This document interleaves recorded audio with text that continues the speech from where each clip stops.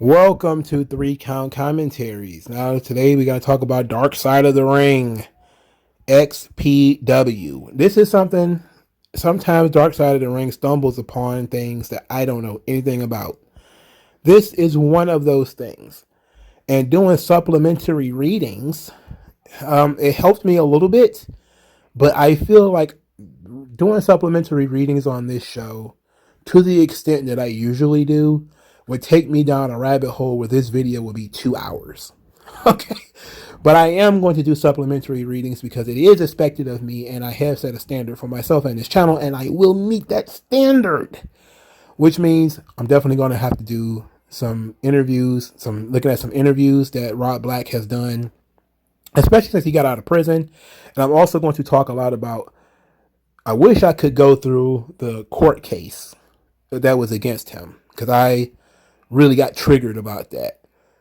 And I'm going to do probably maybe a 5 to 10 minute political spiel on it. So if you don't want to listen to that, I'll do it near the end after I do the extra readings. But first, we got to do the review. So, Dark Side of the Ring decided to do XPW. We have a cast for this joint. The cast is New Jack, Jessica Darlin, who is a porn star / valet, David Marquez, who I believe is the guy behind United Wrestling Network. I get him and Alex Marvez messed up so much. Joey Chaos, Sylvia Munoz, Mike Hartsfield, William Welch, and Sabu. And did I say New Jack? Because New Jack was in here too. All right. So we get the history of XPW, a very quick history of XPW. At least they explain this. Rob Black, or Rob Zicari, is a porno producer who gets involved in wrestling in the late 90s. So the story goes that ECW is looking to expand. They want to go out west. They want to go to the West Coast. Rob Zicari is a porn producer in California. He wants to meet with Paul Heyman. Him and Paul Heyman are going to come together. They're going to combine their brain power to bring ECW to the West Coast. But ECW then gets picked up, I believe, by TNN. So now their TV show is going to go national through cable. Therefore, they don't need Rob Black anymore. This creates bitterness within Rob Black. He decides that, F Paul Heyman, I'm going to do my own thing.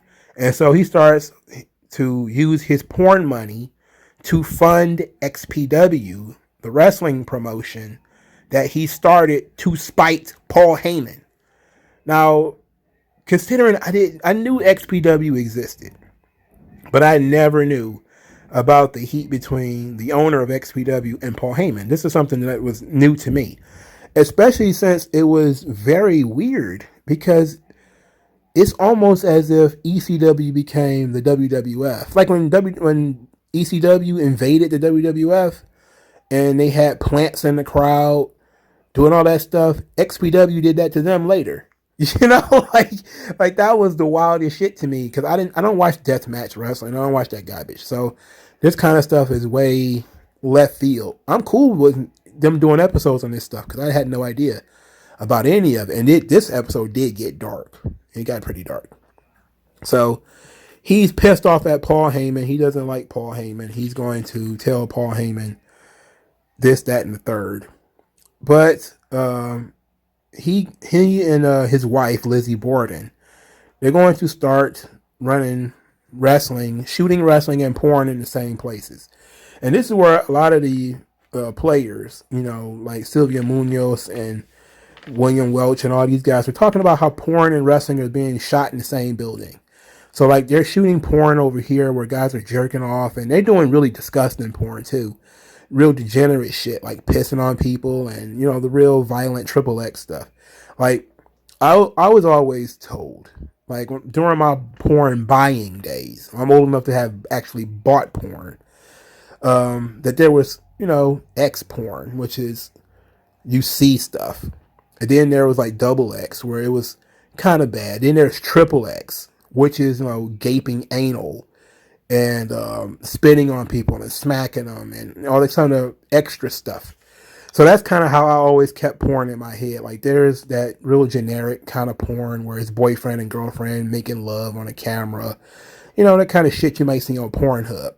But then there's that other kind of stuff, that fake incest, daddy leaves my asshole gaping type of porn, and you're like, what? Who is watching that shit? But then you find out that it's a multi-million-dollar industry, so somebody's watching it, and that means somebody had to make it, and that's the kind of stuff that they're making in Extreme Associates, which is the company that's owned by Rob Black. They're making this crazy pornos in there, and David Marquez tells the story like, look, I had to edit the wrestling show. I came in to work on the wrestling show, and he told me I had to edit the pornos in order to get paid for the wrestling shows. And I'm like, what the? How did you end up in that scenario? I'm hired as an editor, so you have to edit everything that I make. That's nuts. Jessica Darlin was hired as a porn star who Rob Black just walked up to and said, oh yeah, you have to be involved in this wrestling thing. And I'm like, what? He didn't ask. He just told her, yeah, you got to be involved with this wrestling thing I'm doing. Because I pay you to do this one thing, you have to do everything. Like, that doesn't make sense. But of course, they told the story throughout the episode that Rob Black was basically West Coast Paul Heyman. He had created this almost cult-like structure within XPW where he was a master motivator, and he was a really good talker, and he could convince you to do things that you wouldn't do otherwise. And I say this is an important skill to have if you're going to be a leader. Everybody talks about the Vince McMahon Jedi mind trick. That's the same for anybody who is effective as being a leader of anything. That's one of the most effective things you can come up with, is being able to talk people into doing things they don't want to do. And I didn't learn that skill completely to the point where it works. But when you got that gifted gab and you're not just, buying people off or whatever, but you can get into people's minds and, get them to believe that this thing is going to work. This is the best idea. This is a great idea. And then they really go out there and do really foul shit. Then you're a pretty powerful guy. And so Rob Black had this kind of scenario where he created this completely inappropriate situation where they're doing porn and they're doing wrestling, and the wrestling's inappropriate too. So it's all just full degeneracy. You have degenerate wrestlers in there with thumbtacks and barbed wire and fire and hitting each other in the head with chairs. And then you also have your degenerate spinning my asshole porn floating around. And it was just all bad. So William Welch, the Messiah, I'm guessing was the top guy in XPW. And his story was sort of the backbone of this whole ordeal. Like, after Paul Heyman sort of doesn't become that important anymore, which, of course, after the close of ECW, it ceases to be that important. He becomes sort of the main storyteller here, but we'll get there in a second. So they tell this story of Joey Chaos's uncle, Supreme, who was set on fire. This is one of the things that I read in my extra readings, that he had gotten set on fire. And I was like, stupid people do stupid things. They play stupid games and they win stupid prizes. You got to be an idiot to even be involved with fire. Then they started talking about, the different lighter fluids. Like, oh yeah, the lighter fluid was, I think he said it was charcoal based or something. I'm like, man, how about not? How about no? Idiots. All right, so this is where we get the ECW stages. They're showing Los Angeles, Heatwave 2000, and the XPW guys are there. Rob Black has given them posters and signs and told them to get on the hard cam and throw up the X.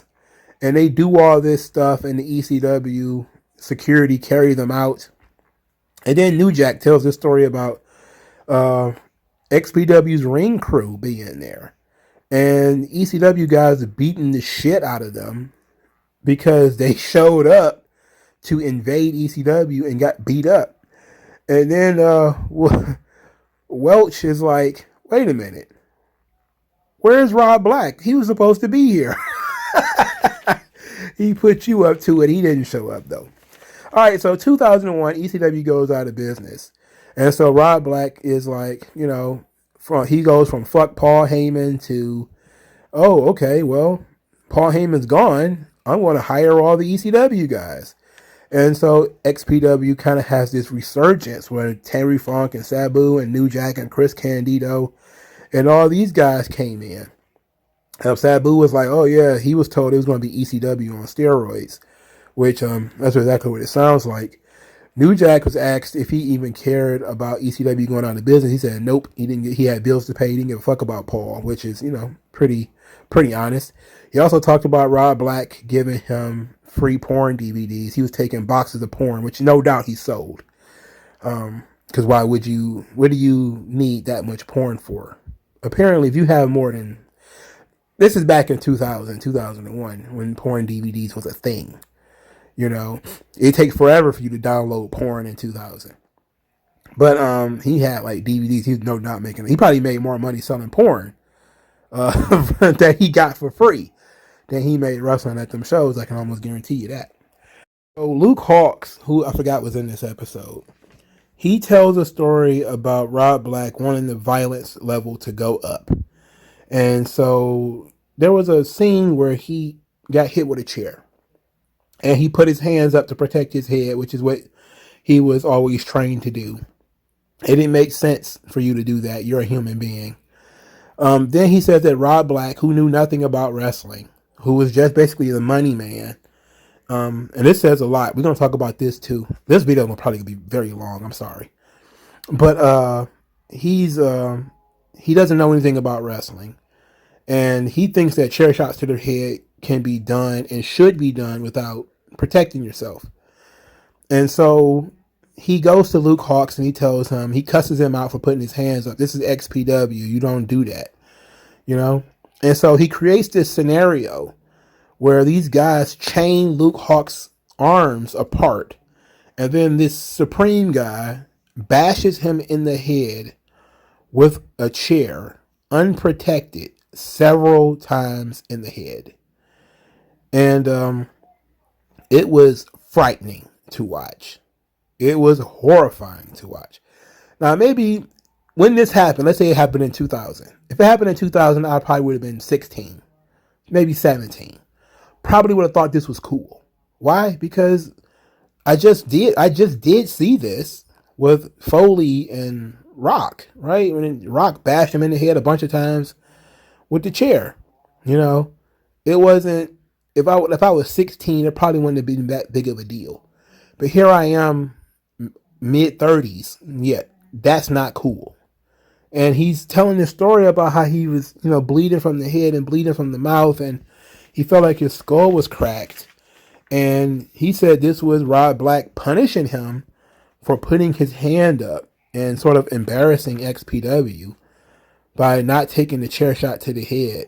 So he got hit in the head 5 or 6 times, unprotected. Horrifying stuff, man. Absolutely horrifying shit. And this is why deathmatch wrestling. I can't see how anybody can watch it. All right, so then we get into Billy Welch, or William Welch, who wrestles as the Messiah.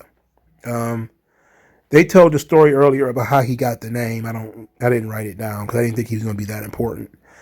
But he ended up being the top guy for XPW. And he says that, he had injuries, he was tired, he wasn't making enough money. It was starting to mess over his real job. So he was like, look, I'm out of here. I quit.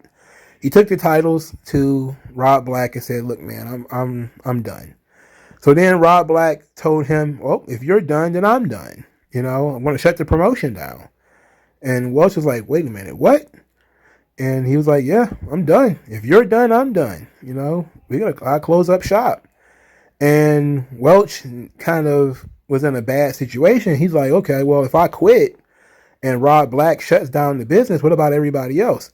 Now, he didn't say that, but that's implied in the threat that if you leave, I'm going to make all these other people unemployed. I'm going to end it. If you quit, I quit. And that's an implied threat. And so Welch decided to stay on. And then all of a sudden, Lizzie Borden, the wife of Rob Black, starts to flirt with him. And then, of course, Lizzie Borden, which I didn't tell earlier, she was hired as a porn star, but Rob Black became enamored with her, refused to let her do porn, and married her. But he still liked for her to walk around and flirt with the guys. And so she began to flirt with him. And he thought at first that, it was just Rob trying to control him, or it was mind games and stuff like that. And he was like, well, Rob always got, blowjobs from the various, porn stars, claiming that he was recording it for a shoot or something like that, but he really just wanted a blowjob. And they left it unclear for several seconds about whether William had fucked Lizzie. They kind of left it ambiguous for a little while, because they went to a home video that Rob had, or I don't know if it was a home video, maybe it was a tape of his porno, where Lizzie told Rob that she wanted to do a porno. And he was like, with who? And she's like, who can I do it with? And he's like, nobody. Like, he was real offended by it. And you can hear the jealousy in his voice that he didn't want her to do pornos with anybody. And then he admitted that it happened. They started to fuck around. So then Sabu was like, well, Rob Black was pretty pissed and wanted to kill him. He said he didn't care if Lizzie fucked dudes on film, because, the camera was there, is acting. But this was behind his back. So after this is made public, William Welch and XPW decide to go their separate ways. He is fired. And then they write him out of the show by saying he went to heaven or something silly like that. Jessica Darling, for some reason, was like, I banged Billy too. Like, thanks for that information. Like he was just a popular young guy. I think he said he was like 23 at the time. He was just popular, I guess. And they probably, everybody's fucking everybody anyway, probably. I just have a really sour disposition about, people who are involved in porn. It's just a sick business, but we'll talk about that in a moment. So, Messiah is written out of the show. Then he gets a threat. Rob tells Billy he got 3 days to get out of town. Rob says, look, I ain't going nowhere. Right? I ain't leaving California. I'm here. They went into the Vic Grimes, New Jack situation, but we went through that 100 times already. But the interesting thing here is that after he tried to kill Vic Grimes, New Jack left. So that creates a gaping hole in XPW's roster. One of their top guys has just quit because he got revenge that he wanted from his time in ECW. So the Messiah, aka William Welch or Billy Welch, is no longer with XPW. He's really on a sour note with Rob Black. He goes to do independence. And we learned from this documentary that he goes to these independents, and these are very hardest of the hardcore fans. And these hardest of the hardcore fans, they know about the affair. So they're yelling about it. And the Messiah is in the ring. He's cutting this promo. And then he admits to it in front of everybody that he had fucked Rob Black's wife. And so now he's bragging about it. And I like that he says, essentially in this, like he regretted it now. Like at the time he was so mad and so frustrated, and all he wanted to do was wrestle, because that's all he really wanted to do. And he felt like Rob Black was trying to take that away from him. So he was lashing out, but as a grown man, an adult right now, he wished he hadn't done it. But then he started saying like, hey, he started hearing that XPW shows were suffering. Guys were leaving. And so he went to go see a show. He went and hid up in the bleachers or whatever. And people weren't interested in the show. They were bouncing around beach balls, which is strange because a lot of people say, oh, why can't you let people have fun with the beach balls? It's like, if you're playing with a beach ball, you're not watching the show. And so this guy's telling the story about how people are in XPW shows with beach balls and not playing. And it's a sparse crowd anyway. It's so few people in the building that people now realize that Messiah Billy Welch is in the building, and Rob Black finds out that he's in the building. He starts to threaten him, and then he gets a phone call telling him, "Hey, you better get out of there. Rob knows that you're in that building. You need to get out." So he says, "Look, okay, I left. Didn't want to cause any problems, so I left." Then he says later, he had made some money. He was playing video games in his house, and he was living with a roommate. And two guys come into the house, and the doors were unlocked. He thought they were his roommate's friends until they jumped him. He saw two black guys jumped him, beat him up, cut off his thumb. They beat him up and cut off his thumb. It's sickening. Sick. All right. And he tells this story of how he tried to fight off these two guys as they started to choke him to death. And he was bleeding to death. They pummeled him. They tried to cut off his other thumb too, but he had tightened his fist up so tight they couldn't get it. And he ended up fighting these guys off. They ran away. Then he fainted. He completely lost that thumb. Now but he does say like, "Hey, I tried to open a door, but without a thumb, I'm just like, grasping at the doorknob." I'm like, that's crazy. It's crazy how people don't respect thumbs. I think I kissed both of my thumbs after watching this scene. I was like, mwah, mwah. I love my thumbs. They cut his thumbs off, dog. What the fuck? You fuck my wife, I cut off your thumbs? I guess that's even, right? So because there was no evidence, nothing happened to Rob Black, but this was picked up by America's Most Wanted that he was jumped and his thumbs were cut off.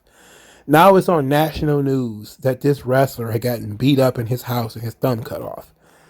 And XPW ceases to be fun because, as Sylvia Munoz starts talking about how guys in XPW started making jokes about Welch's missing thumb. They would shake hands with the thumb missing. They would give you really bogus thumbs up with the nubs and everything. It was real inappropriate shit. But you hanging out in a porn shack. It's like, you think they're going to be classy people hanging around porn shacks, even if they didn't have anything to do with it. You fucked my wife. I'm going to make fun of you for not having a thumb. I'm sorry. And I completely don't blame Rob for that. Okay. You fucked my wife. I can at least make fun of you being a gimp. All right. So, it ceased being fun. So people started to leave. And, that was enough. So they showed this video where, Messiah continues to wrestle without a thumb. He says he can do all the things that he used to do, play video games and everything without a thumb. And then we get into the real meat and potatoes of this thing because now Rob Black is about to do a snuff film. He's created this porno where a young girl is kidnapped, brutally beaten and raped and murdered. This is a porno that he's creating. And it's so offensive and so ridiculous, the federal government decides to get involved. So we start talking about John Ashcroft, the Republican Attorney General of the United States. And they want to do something about Rob Black and Extreme Associates and the utter lack of taste in his style of pornography. And Rob Black being the guy who they showed throughout the movie, you can see he is not a humble guy. He is not a quiet guy. He does not play along. He is a piece of shit, to be quite honest. So he goes on TV and he's, challenging the federal government. There's nothing you could do. It's my First Amendment right to make snuff films. What are you guys going to do? And we kind of go back and forth with this. Like David Marquez is like, look, you shouldn't be out here challenging the federal government, which is true. But he's like, okay, I'm going to win. There's nothing I can do. There's nothing they can do. And he believes that the porn industry is going to have his back because he sees this as an attack on all of porn, while other people sees this not as an attack on the whole porn industry, but on extreme associates who are making the most extreme, violent, degrading types of porn. And that kind of stuff has, it goes to a deeper, darker place than most people are willing to accept. And then Rob Black's position is we make movies, no different than Hollywood makes movies. He makes a good point there. We'll talk more about this later. And he's saying he thinks that Hollywood is going to have his back. Now, he gets charged with all of this crap, him and his wife. They get charged with all this garbage. So let's bring in obscenities across state lines and all kind of stuff. It's real dumb stuff that they're arrested for. But they are arrested. And the important thing, and this is what the government does, I'm trying my best not to go into a ramble about this, but they knew Rob Black's money was limited. And so they kept the lawsuit going, knowing that he has to pay lawyers forever. Even though charges kept being dropped, they kept bringing new charges. The charges would be dropped. They just kept doing it until he ran out of money. And then eventually he had to take a plea deal. He ended up going to prison. Him and his wife broke up, which is horrifying. Despite how terrible XPW was, the people involved were like, hey, it's an important part of our lives. It led to me meeting my wife. It led to me meeting to my husband. I had fun. I made money. I was doing this. I was doing that. It was an important part of my life growing up. I would always do it again. I mean, the ups and the downs, it was all worth it in the end, which is, I guess, always a positive way of looking at things.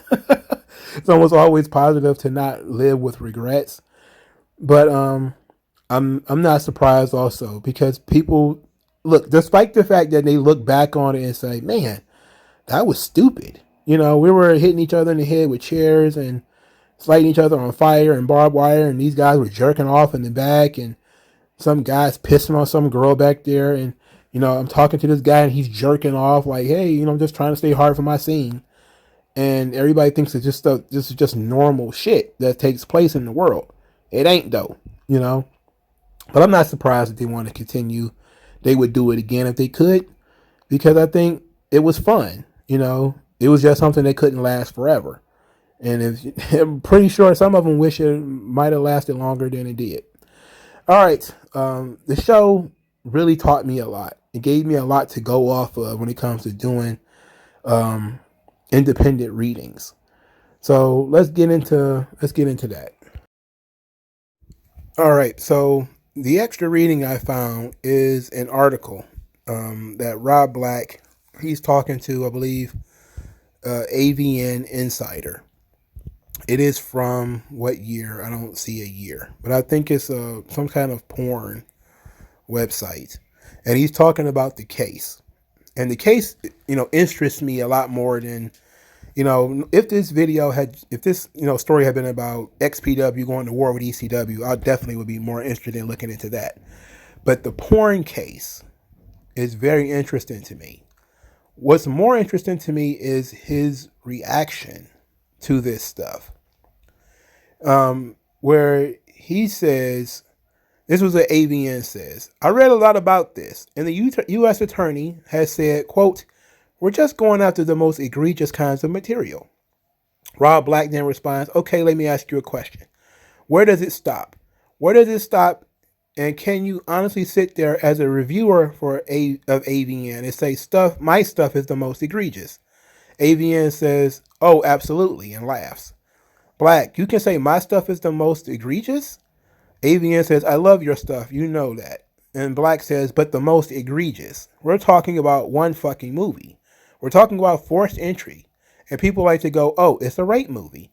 And let me tell you something. Forced entry has a beginning, a middle, and an end. A movie that is based around a copycat serial killer of the Night Stalker. Nobody can catch him, and he eventually gets caught by a group of citizens who beat him and murder him in a fit. If you're telling me that's not a plot, As opposed to other companies, there are other companies that have movies where it's just a 5 scene vignette. Not even a vignette, guys, where they'll just fuck. In the bathroom, where 5 guys come in a girl's asshole. She squeezes it out of another girl's mouth. She drinks it. If that's not fucking egregious and disgusting and fucking revolting, I don't know what is. I don't have anything harder than that. I have a couple of movies that are on the edge, that are thought-provoking. AVN said, you go to virtually any mainstream movie, you got rape scenes much more intense. You got murder, right? Black said, horrible.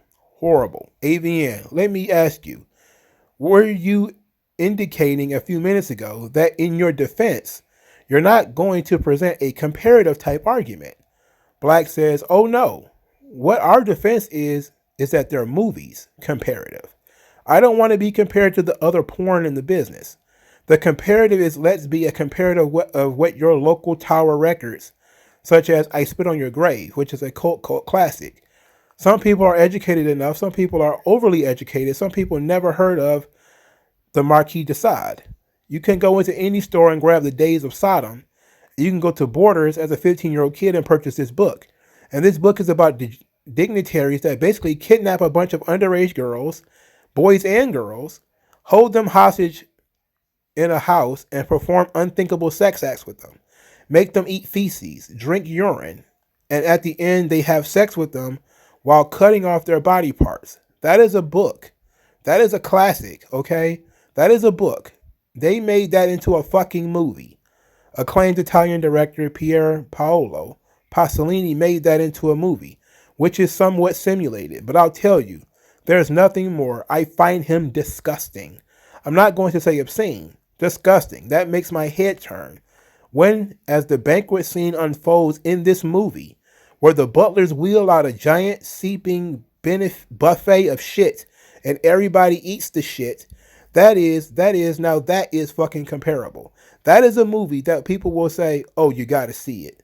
I tell you something. If you're going to go after me, and really the basis is it's a content issue, that's all it is. It's on content. And if you really want to go after that, then why don't you go after, there's a movie called LIE. It's a little independent movie that won a Sundance Film Festival. The actor in it is a mainstream actor. Basically, what it's about is the guy is a pedophile and he befriends young boys who don't have families and stuff and fucks them. And this is a movie I bought at Best Buy. And it's basically about this guy who befriends this kid whose parents are bad. And he has this kid and he watches this kid. He nurtures this kid. The fabric of the movie is that he never has sex with the kid, even though he wants to. And a young hustler kid that has slept with the old guy eventually kills him at the end. And AVN said, the point of being, of course, is that, and Black responds, the point being there's a movie about fucking homosexuality, pedophilia, and now if you sit back and go, it's a horrible subject matter. That's a fucking horrible subject matter. Why did mainstream society make a movie about that? This is, I think, an excellent fucking point. This is an excellent point that Rob Black is making. There are some degenerate movies out there. Look, porn isn't real, right? Everybody who gets involved with porn, they agree to be involved in porn. So I have I have been in plenty of arguments with these, I like to call them the Daily Wire types. If you're a right-winger of any sort of description, you've probably come across the Ben Shapiro, Michael Knowles, stuffed suit types, the Catholics. These guys will say they want to ban porn completely. Ban all porn. They don't see any reason why porn should exist. I am fully that porn is a First Amendment issue. What part of porn should be illegal? The sex? You should illegalize people having sex? No. So the sex is legal. Is it legal to pay people to have sex? Well, no, technically no. But you can. And most people do, especially with their wives and girlfriends and stuff like that. So that part isn't really legal. Is it illegal to watch people having sex? No, that part is not illegal. Is it illegal to record it? If they agree to it, then no. So then it's like, where's the victim in this situation? And how can you have crimes without victims? And what you will typically get in response is that society is the victim, an entire mass of people, most of which won't even know this thing even existed. These people are the victim. It pollutes the societal fabric and destroys families and blah, blah, blah, blah, blah. You have to provide some evidence of that. You can't just say somebody destroyed the fabric of society without telling me exactly what fabric and what they specifically did damage that fabric, right? Because there are actual laws on the books that have damaged the fabric of society, and I'm pretty sure some of them would actually be against them. For instance, divorce laws and stuff like that. They'd probably actually be against those types of things. But at the same time, you have to ask yourself, if these people are adults and they're simulating, now, when they start doing things like simulating pedophilia, okay, I think that we maybe, if you want to try to make the actress look very, very young, and she wants to verbally say, I'm only 13, yada, yada, yada, come on, come on. That's too far. Even if the actress is really 36, if she's trying to come across as if she's an underage girl, I don't know if I can let that one slide. But if this person agreed to be involved in a rape movie, then technically it's not a rape movie because she agreed to be in it, which means she agreed to everything that's going to occur in this movie. And she was paid for it, So I am on Rob Black's side, even though I find what he does to be disgusting. It's foul. It is absolutely foul. But he has the right to make what he wants to make, and people have the right to consume what they want to consume. I just don't want to incentivize that sort of thing. And I find it to be disgusting that the government can just decide, I'm going to run out your resources and destroy your life because you pissed me off. To me, that's fucked up. Because when you look at the Rob Black situation, assuming that it happened the way that, I didn't get to research it as much as I wanted to, but assuming it happened the way that, people have laid it out, that the government just decided we're just going to keep filing paperwork until he runs out of money. Okay? And then has to cave and give a plea bargain. To me, that meant that the government didn't have a case and that they just decided to bully the guy. And that's not fair. I'm very, very, very, very rarely going to side with the government who bullying a guy who didn't hurt anybody. There was no victim. Who was going to complain about this? Somebody who doesn't have to watch it. And I think he said in the documentary, actually, the only people who will ever be forced to watch this movie are going to be the jury. And I was like, that's a really good point too. Most people would not know this movie was even made. So why is the government even involved with this? It'll be, and then you have to also ask the question too, where does it end? And I think he asked a good question with that, because what some people view as degenerate and obscene is going to be completely and totally subjective. There's people out there who think, to bring it into modern day, drag queen story hour is perfectly fine. There's other people who are like, this is degenerate horse shit. Who's to say whose is right? The only thing I can say is my kid wouldn't be doing it. My kid wouldn't be doing there. Just like when we talk about this Rob Black porn, I wouldn't watch it. I wouldn't watch his wrestling either. I wouldn't want anything to do with that guy. His whole mentality is sort of fucked up. His taste in porn, women, sex, everything is polluted. Everything involving him is polluted. I wouldn't want anything to do with him. But I wouldn't want the government throwing him in prison for it either. Because to be quite honest, again, who is his victim? Who did he hurt? If somebody would have said the actress or something like that had been harmed, okay, you can make that argument. But if you're going to make the argument that we just don't like what he makes and because it's egregious and offensive, then that's bullshit, because if that's the case, shut down Hollywood, because Hollywood has done shit in real life. Remember, back then, They were talking about this guy making a snuff film, a movie in which the woman was never really hurt. Epstein was flying all over the fucking world, with young girls around this same time. Remember that. And presidents and CEOs of corporations and all those people was on the fucking flight logs, and R. Kelly was still running around flying young girls to and fro. Come on, man. And this guy got arrested for making a porno. That's all it is. It's a porno. And I get that some people don't like it.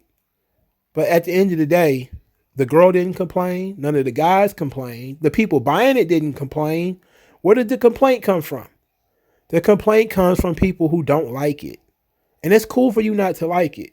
But you shouldn't have the power to sick the government on somebody else because you don't like the content of what they make. That's bullshit. In 2013, Rob Black got out of prison. He did an interview with the Daily Beast where he talked about wanting to come in and create rules for the porn industry.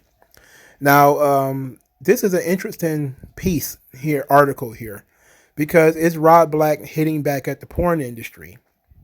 You see this a lot in the porn circles, where you'll see somebody like, let's say, Mia Khalifa.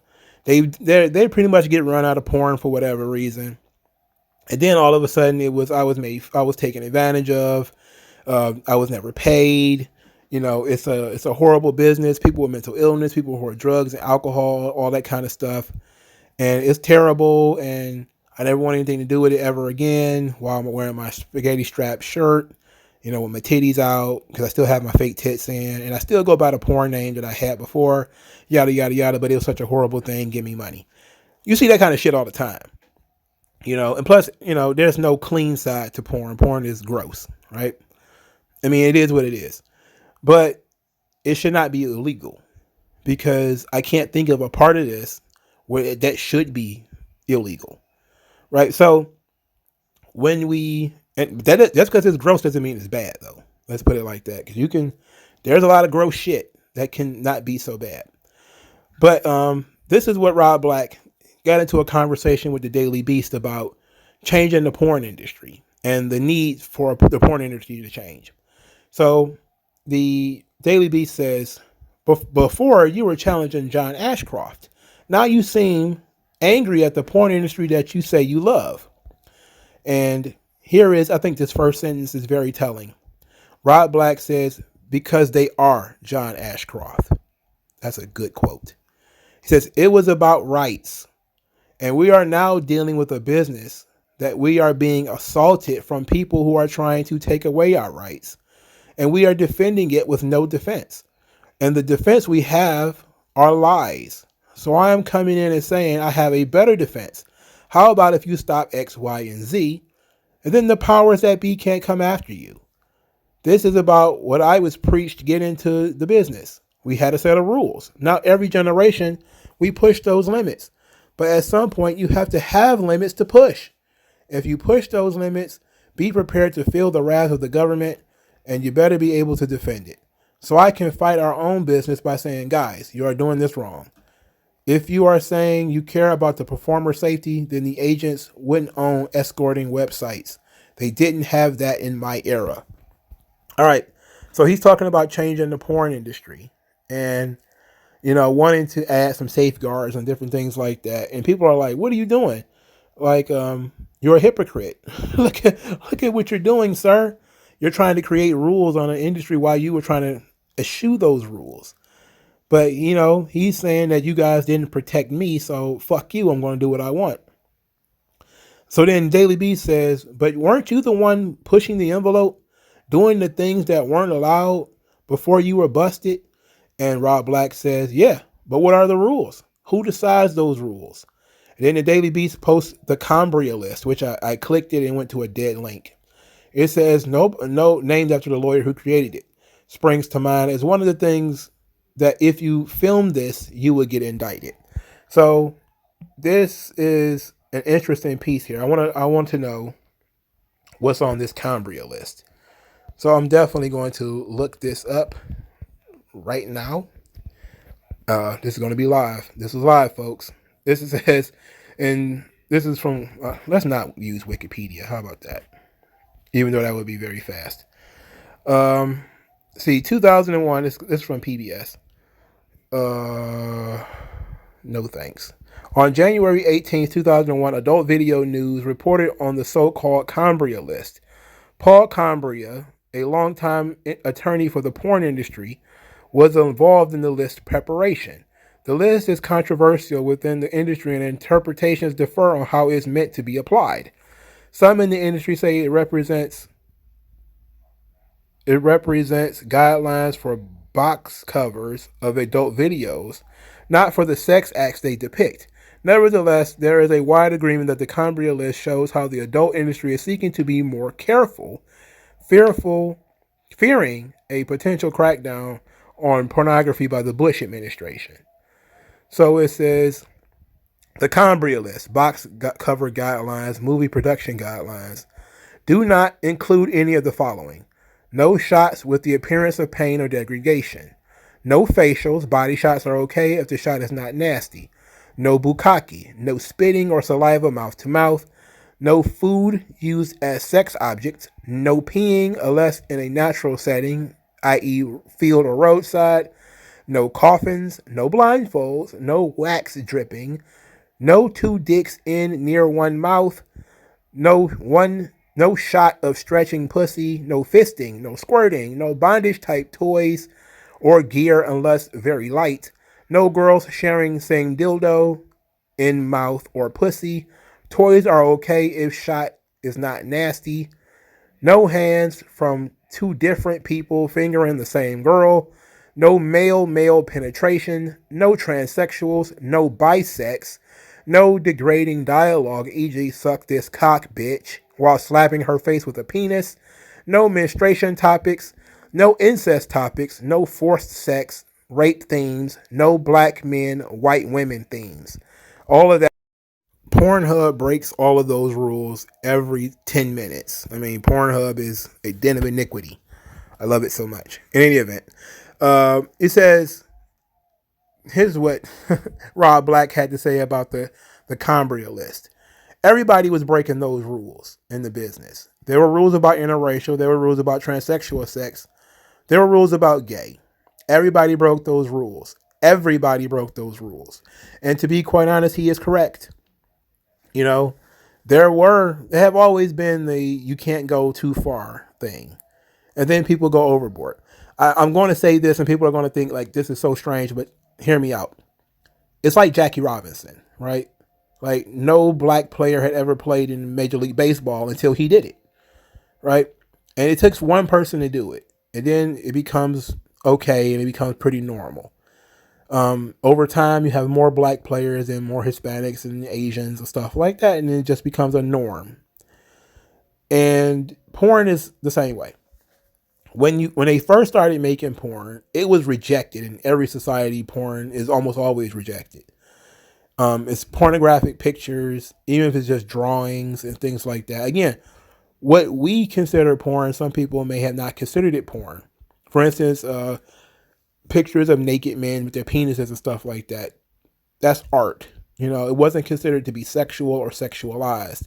Then you would have things that were sex, like I think the Kama Sutra had pictures in it, but it was meant to be almost a diagram, like seeing breastfeeding in a science book. You know, nobody's going to get, ramped up because you saw breastfeeding, you saw a pair of tits in a science book. Completely different than you see a pair of tits in a porno or something like that. Completely different context.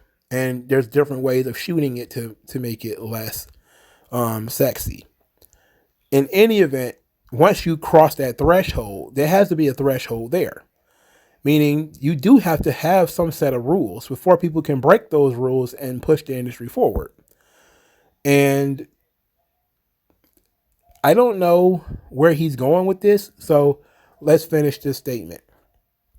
And the Daily Beast asked him, you didn't feel like you were pushing those boundaries? And Rob Black says, of course I was. I was prepared to fight and I had a defense. The industry doesn't have a defense for what they are fighting against. That's my point. My point is that the industry was hard on me. Everyone told me, here's the rules, Rob. So I pushed those limits and I went to prison. And I guess all those rules changed. I come out and I want to know what happened to all those rules. And everyone is like, don't worry about it. Then the government hits us. So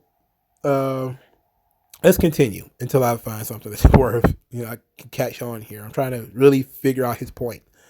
The Daily Beast says, if I understand, you are saying the industry marginalized you for filming before you went to jail, mixing violence and sex. That approach is routinely filmed now. And Rob Black says, yes, not only some. That is what the industry is today. The industry is extreme associates. The industry is what I did. But they pushed it even further. They pushed it to a point where you can't even defend it.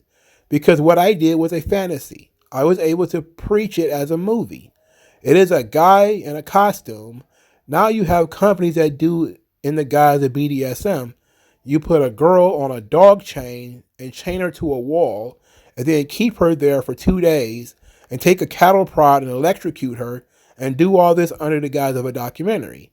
You are taking the element of a movie out. Now you are doing torture. You are taking the fantasy out.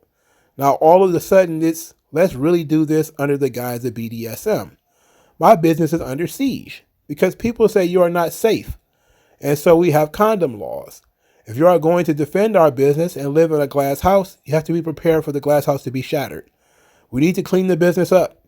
I am not going to do it. I'm just going to talk about it. And if my business does not like me talking about it, so be it. It is about the people. I am not making my stuff to support other companies who didn't support me. I am not making stuff to support agents who put my talent at risk. If anything I said on my radio show are lies, then I am sure I will get onslaughted with lawsuits. But I am not. Instead, I'm getting half the industry saying you can't listen to a guy who is crazy. Then the other half says quietly, thank you so much. Thank you for trying to cleanse this business and rid it of bad things that are happening. Okay, so he's talking about horrible things that the porn industry is doing. There's a large cadre of people out there who think that everything porn does is bad anyway.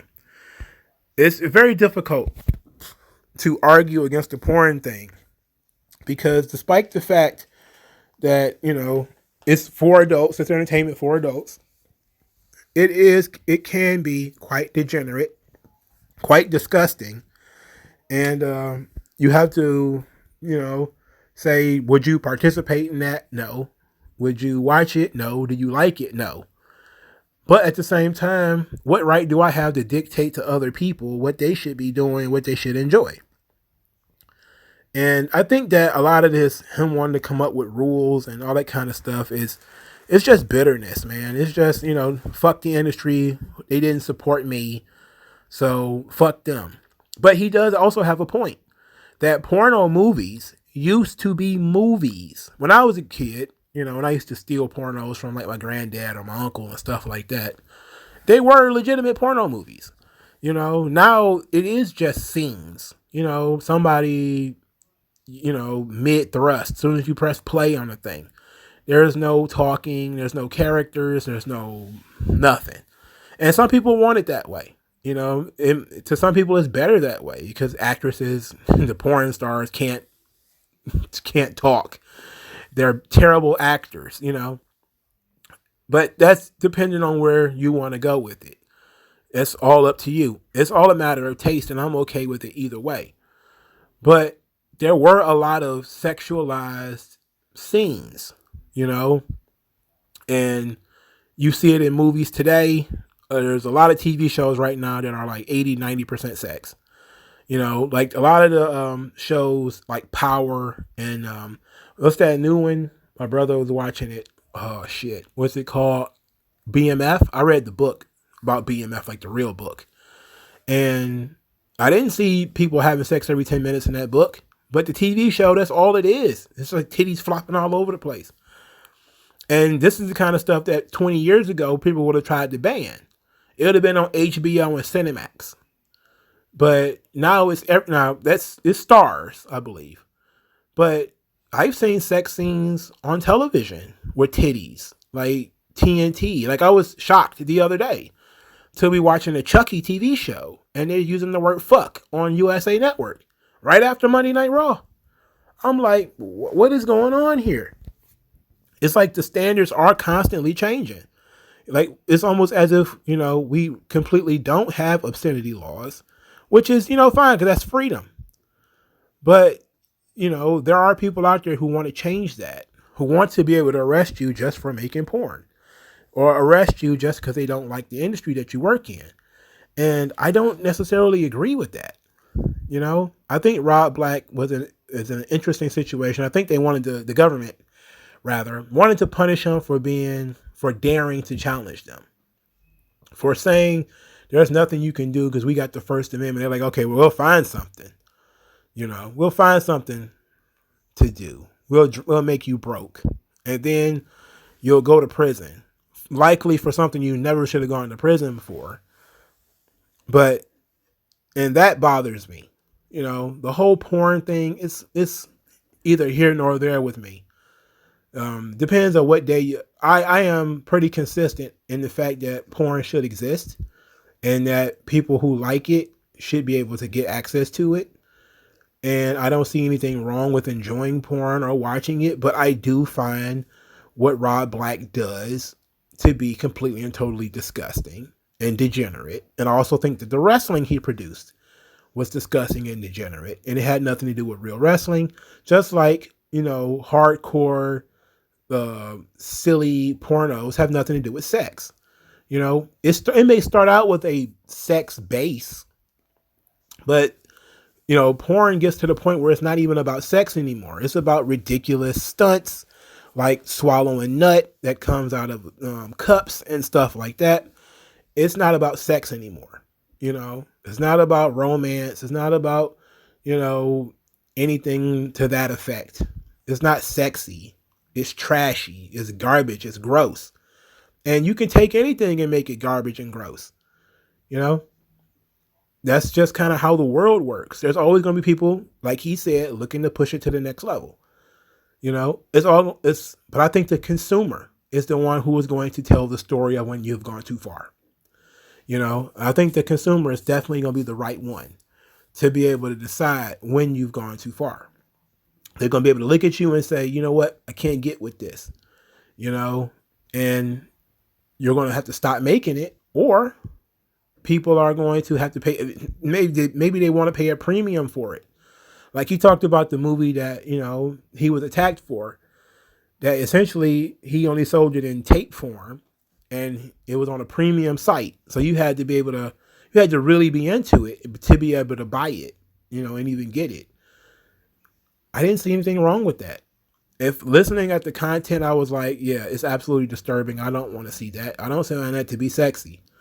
I don't find that to be sexy at all. But it's not for me. And therefore I have to move on. And most people, I'm like hundreds of millions and billions of other people, wouldn't have known it even existed if not for documentaries like Dark Side of the Ring and the federal government getting involved. I mean, sometimes the government makes things more popular. He talked about in one interview about how the government made that movie more popular.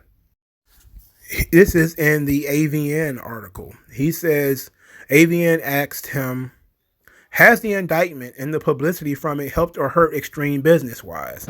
Black responded, business-wise, there's been two facets of it. There has a distributor facet and the consumer facet. The consumer facet, beyond my wildest expectations. I couldn't even explain the expectations of the 60 Minutes interview alone.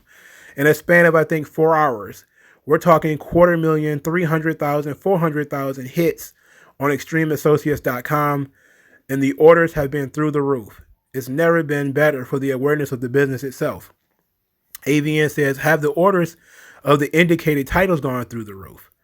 And Black said, oh God, forced entry. We've probably done 2,000 pieces of the damn thing. Remember, that's not a distributor title. I sell that on the internet solely for a premium price. I mean, at least 2,000 pieces, and it's VHS. I haven't even put it on DVD. We're actually in the process of altering it for DVD, and we're including a lot more scenes behind the scenes stuff. And we got copies of the indictment, and we've got news footage, and we were able to use. So the DVD is going to be chock full of bonus stuff. In other words, the government, in their desire to stop this guy from producing porn that people find to be obscene, what they did is made more people aware of it. So this is why banning shit doesn't work. This is why censorship doesn't work. It didn't work with, it doesn't work with porn. It doesn't work with alcohol. It doesn't work with drugs. It doesn't work with Alex Jones. You banned Alex Jones, he's probably going to make more money than ever because now you have to go to his website. You don't have the choice of seeing him on Twitter or Facebook anymore. And I know I use these kind of weird parallels for people and they're going to get bothered by it. But that's why I use it, because I want you to think beyond the singular topic. I want you to think that when somebody says they're going to ban something, what's going to happen? People are going to hear it, see it, look for it. When they tried to decide they was going to ban that Dr. Seuss book, right? Because it was racist. What happened? Cost of the book skyrocketed. People who had the book in their kids' bookshelf was trying to buy it and sell it. When you ban things, you make it more valuable. When you attack people, you really are doing yourself a disservice. So this makes no sense. On a legal argument, it should be 100% First Amendment.